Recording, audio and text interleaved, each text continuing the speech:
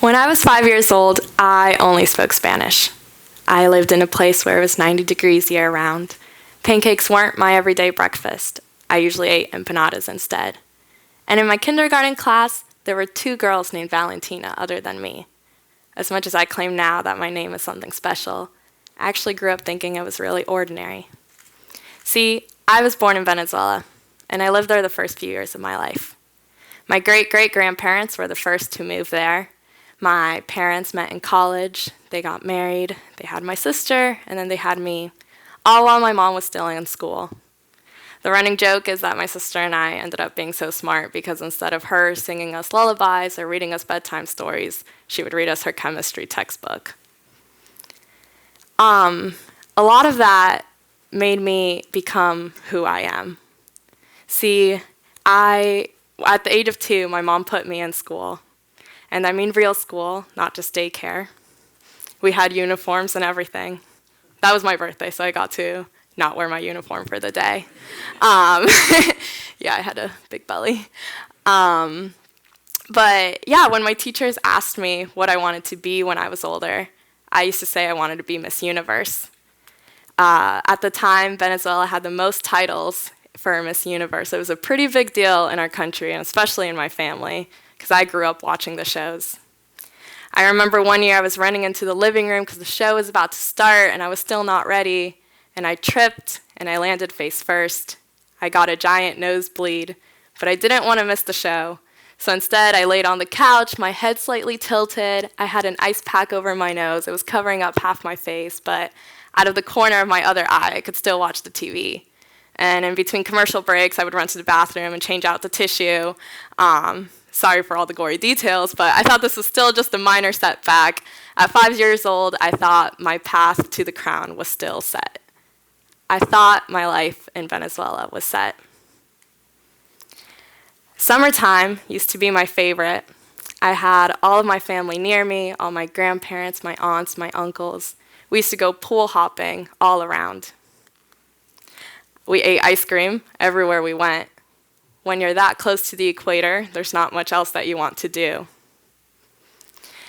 On the days that my parents worked, I would stay with my grandma, and she would let us run through the front yard, through all the sprinklers.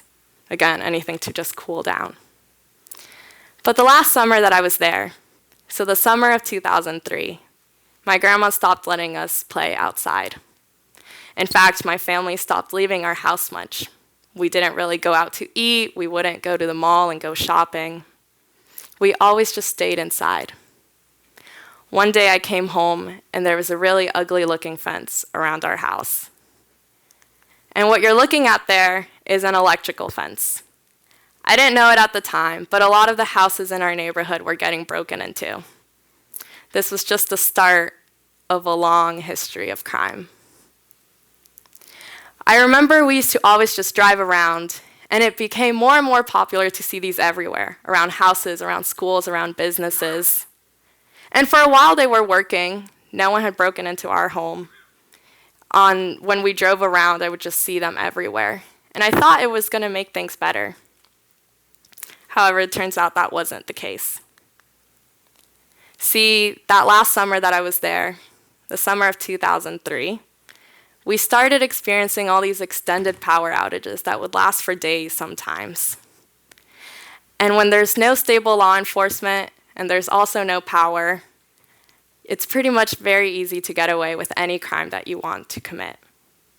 And it was during one of these nights that my sister and I were almost taken. But we weren't. Like most kidnapping cases at the time, it's not actually the people that those men want, they just want money. So what my parents did was that they worked out a deal where they were going to pay them a monthly sum, and in return they would stay away from my sister and I. And it worked for a few months. But my parents weren't naive. They knew that they weren't going to get lucky twice. One day when my mom was trying to get into her car right outside our house, she was mugged. And it was the day of her best friend's wedding. I was supposed to be the flower girl. They took everything from her. They took her purse, her money, her jewelry. But they let her keep her bridesmaid's dress. So she went on. did things that she should have done, and it was one of the happiest days of her best friend's life. But after that, we moved here. I don't share that story very often. It's a little too heavy of a topic to talk about over lunch. And when I first moved here, I was terrified of anyone knowing any of that. I didn't even want all the other kids at school to know I spoke Spanish. Kids are mean, and they bully you for no reason. There was a group of boys in my 3rd grade class who used to always call me Valentine, and it would make my cheeks get so red, and it made me so mad. And if you know me now, you know my name is one of my favorite things about myself, and I'm always going up to people and saying, "Hey, I'm Valentina." And although I'm comfortable enough now to tell a room full of strangers my story, I've still only told it a handful of times. But the thing is, my story isn't unique, and it's not even special. Almost kidnapped is not the same thing as actually kidnapped, and it's not the same thing as seeing a gun be pulled, and it's still not the same thing as seeing the people around you be killed. See, the problem with sharing stories that are only filled with extremely tragic events is that people dismiss them a little too quickly. They think, oh, but how often does that happen? That can't be an everyday thing. And although the truth is these things are happening more and more as there's more conflict going on everywhere, if you're comfortably sitting at home hearing the news from the TV, you don't realize that. You can't relate. Which is why I think it's the average stories that are going to get people to change their minds and realize that immigrants aren't these totally different people. These are the stories that are going to provoke empathy, and empathy is what's going to drive change. Because let's face it, humans are selfish creatures. The more of ourselves that we can see in a story, the more that we can relate to, and the more the impact that story is going to leave on us. I look like your everyday college student. I wear Carolina clothes around campus. I cheer at the same basketball games that you guys do.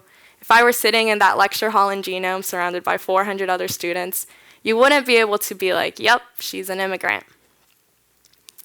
See, people have this notion in their minds that all immigration is crossing a border and then having an accent. But that's not even close to the big picture. And a lot of that can be traced back to the media, because the media is supposed to shape public opinion. Unfortunately, the way it is right now, it's just reinforcing a false stereotype. When the media shares stories, they tailor it to politics. And obviously, politics are not the way that they should be doing things. See, there's issues with that. And the first is that they're trying to get a divisive reaction. In psychology, there's this thing called cognitive dissonance, where if we hold two conflicting thoughts at once, we start to feel discomfort, or if our thoughts don't really match our actions. So when someone says that they support policies that heavily restrict immigration, but they also agree that just because someone was born in the wrong place doesn't mean they deserve any less of an opportunity, there's a little bit of tension. And the way the media has tried to ease this discomfort is by taking away the human aspect of immigration. They've tried to frame it in a way that we think of it in masses. We hear about the swarms of people flooding into America, and then they show us a number. And it's things like that, using words like swarms and flooding, numbers, that has caused the media to dehumanize entire populations. It's also the same thing when they paint immigrants as economic seekers, enemies at the gate, criminals. All of these things are exactly that. They're just excuses meant to ease our minds, to distract us from what's really important. Journalists should be writing stories that matter, individual stories that get people to care. See, when you write stories, when you share stories like mine, what it does is that it individualizes immigration again. It brings it back to that individual level that's seen on a case-by-case situation, which is what immigration is. However, there are some stories that are better than others. I'm sure a lot of you guys are familiar with the Magic Treehouse series.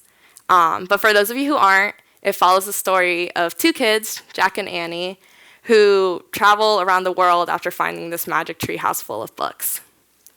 And although in the series they actually get sent to Egypt and the Amazon and everywhere in between, my second grade teacher always told us that reading takes our minds on that same adventure. That stories allow us to see things from a perspective that's not our own, to understand experiences that we haven't gone through. That the very best stories allow us to feel what others have felt. And there's a few ways of doing that. First, you start off with the character. You need the character to be relatable. You want a character that you're rooting for, a character that you want to accomplish their goals. Obviously, in immigration, most people move to America, and you want them to have a better life. But in order to do that, you need small details. You need a full narrative. These irrelevant details that again, look irrelevant when looked at an individual level is actually what provides the context overall. Not everyone in the audience can relate to being an immigrant, but you guys can all relate to playing outside on a hot day or going to the pool, eating your favorite breakfast food, even the same feelings of jealousy and confusion as a kid when you meet someone with the same name as you. All of these details give you a sense of what the character is like. It's not the character's situation that has to be relatable. It's the character himself. And lastly, all these stories need to have a purpose. You can go in a million directions as you tell a story, but they all have to be supporting your main purpose. I went on a million tangents about Miss Universe and pools and everything in between, but they all helped explain why I'm standing in front of you today, giving this TED Talk. You see, when you have all of these elements combined, that type of story is what sticks with you. Those are the stories that make you care. And those are the stories that should be getting shared. Immigration stories shouldn't be so far-fetched that they're no longer relatable.